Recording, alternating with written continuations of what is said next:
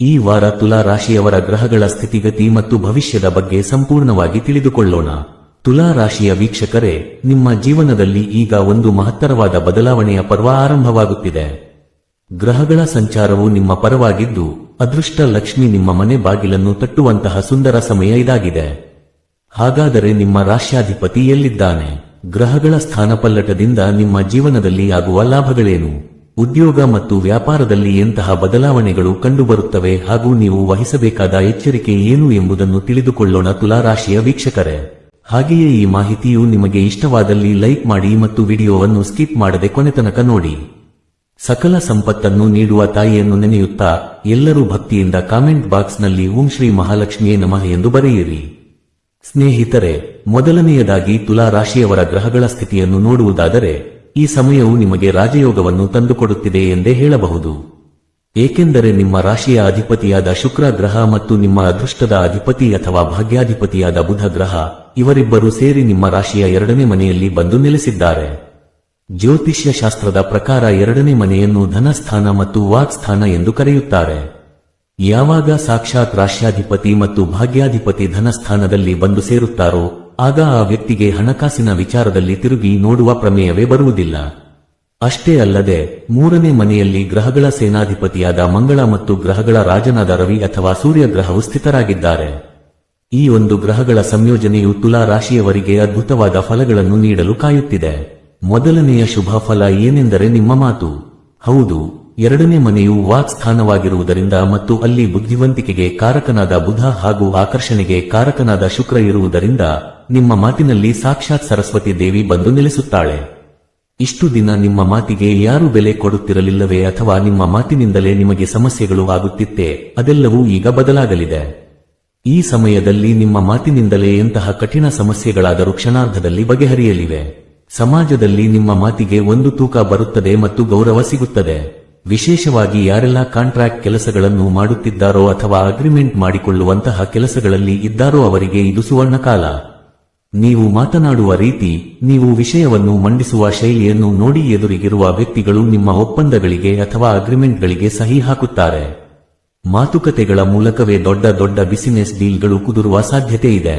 ವಕೀಲರಿಗೆ, ಶಿಕ್ಷಕರಿಗೆ ಮತ್ತು ಮಾರ್ಕೆಟಿಂಗ್ ಕ್ಷೇತ್ರದಲ್ಲಿ ಇರುವ ತುಲಾ ರಾಶಿಯವರಿಗೆ ಮಾತೆ ಬಂಡವಾಳವಾಗಲಿದೆ ಮತ್ತು ಆ ಬಂಡವಾಳದಿಂದಲೇ ಅಖಂಡ ಲಾಭವನ್ನು ನೀವು ಗಳಿಸಲಿದ್ದೀರಿ. ಇನ್ನು ಆರ್ಥಿಕ ವಿಚಾರಕ್ಕೆ ಬರುವುದಾದರೆ, ಧನಸ್ಥಾನದಲ್ಲಿ ಶುಕ್ರ ಮತ್ತು ಬುಧರಿರುವುದರಿಂದ ಆರ್ಥಿಕವಾಗಿ ನೀವು ಸಬಲರಾಗುತ್ತೀರಿ. ಹಣಕಾಸಿನ ಹರಿವು ಸರಾಗವಾಗಿ ಇರುತ್ತದೆ. ಅಷ್ಟೇ ಅಲ್ಲದೆ ಆಕಸ್ಮಿಕ ಧನಲಾಭವಾಗುವ ಯೋಗ ಕೂಡ ನಿಮಗಿದೆ. ಅಂದರೆ ನೀವು ನಿರೀಕ್ಷೆ ಮಾಡದ ಕಡೆಯಿಂದ ಹಣ ನಿಮ್ಮ ಕೈ ಸೇರಬಹುದು. ಬಹುದಿನಗಳಿಂದ ಯಾರದ್ದೋ ಬಳಿ ಕೊಟ್ಟ ಹಣ ವಾಪಸ್ ಬಾರದೆ ನೀವು ಪರದಾಡುತ್ತಿದ್ದರೆ ಅಂತಹ ಬಾಕಿ ಹಣ ಈಗ ನಿಮ್ಮ ಕೈ ಸೇರುವ ಸಾಧ್ಯತೆಗಳು ದಟ್ಟವಾಗಿವೆ. ಹತ್ತಿರದ ಪ್ರಯಾಣದಿಂದಲೂ ನಿಮಗೆ ಲಾಭ ಕಾದಿದೆ. ಅಂದರೆ ಉದ್ಯೋಗದ ನಿಮಿತ್ತವೋ ಅಥವಾ ವ್ಯವಹಾರದ ನಿಮಿತ್ತವೋ ನೀವು ಮಾಡುವ ಕಿರು ಪ್ರಯಾಣಗಳು ನಿಮಗೆ ಆರ್ಥಿಕವಾಗಿ ಲಾಭವನ್ನು ತಂದುಕೊಡಲಿವೆ. ಈಗ ಉದ್ಯೋಗದ ವಿಚಾರವನ್ನು ಗಮನಿಸೋಣ. ಸ್ವಂತ ಉದ್ಯೋಗ ಅಥವಾ ಸ್ವಂತ ಬಿಸಿನೆಸ್ ಮಾಡುತ್ತಿರುವ ತುಲಾ ರಾಶಿಯವರಿಗೆ ಇದು ಲಾಭದ ಮಳೆ ಸುರಿಸುವ ಸಮಯ. ನಿಮ್ಮ ವ್ಯಾಪಾರದಲ್ಲಿ ಹೊಸ ಹೊಸ ಗ್ರಾಹಕರು ಸೇರ್ಪಡೆಯಾಗುತ್ತಾರೆ. ಪ್ರತಿಸ್ಪರ್ಧಿಗಳ ಕಾಟ ಕಡಿಮೆಯಾಗಿ ವ್ಯಾಪಾರದಲ್ಲಿ ಹೆಚ್ಚಿನ ಲಾಭವನ್ನು ನೀವು ನಿರೀಕ್ಷಿಸಬಹುದು.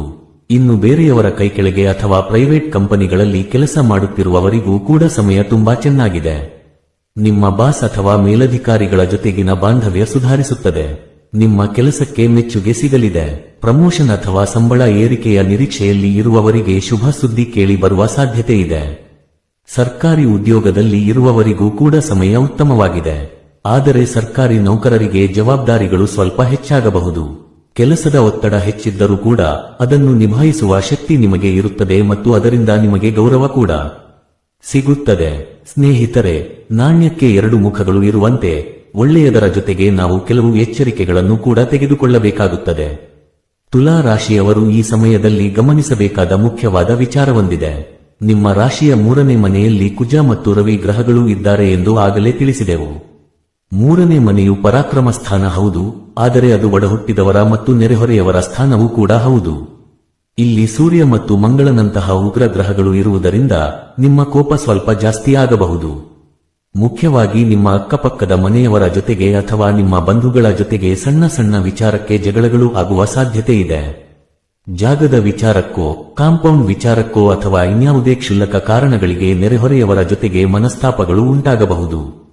ನಿಮ್ಮ ಆತುರದ ಮಾತು ಅಥವಾ ಸಿಡುಕು ಸ್ವಭಾವದಿಂದ ಸಂಬಂಧಗಳಲ್ಲಿ ಬಿರುಕು ಮೂಡಬಹುದು.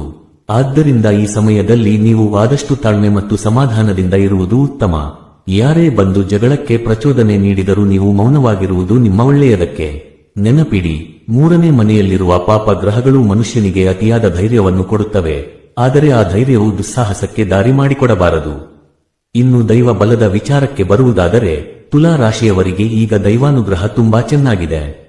ನಿಮ್ಮ ಮನಸ್ಸು ತಾನಾಗಿಯೇ ದೈವಿಕ ಕಾರ್ಯಗಳ ಕಡೆಗೆ ವಾಲುತ್ತದೆ. ಕುಟುಂಬ ಸಮೇತವಾಗಿ ಕುಲದೇವರ ದೇವಸ್ಥಾನಕ್ಕೋ ಅಥವಾ ಯಾವುದಾದರೂ ಪುಣ್ಯಕ್ಷೇತ್ರಗಳಿಗೋ ಭೇಟಿ ನೀಡುವ ಸಾಧ್ಯತೆಗಳು ಹೆಚ್ಚಾಗಿವೆ.